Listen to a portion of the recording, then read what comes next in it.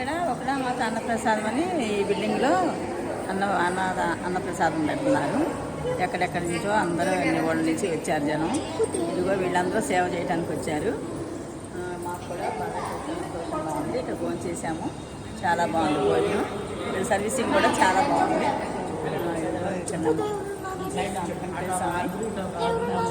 వెంకటేశ నమో తిరుమలేశ నమో నమో తిరుమలేశ మహానందమాయే ఓ మహాదేవ దేవా నమో వెంకటేశ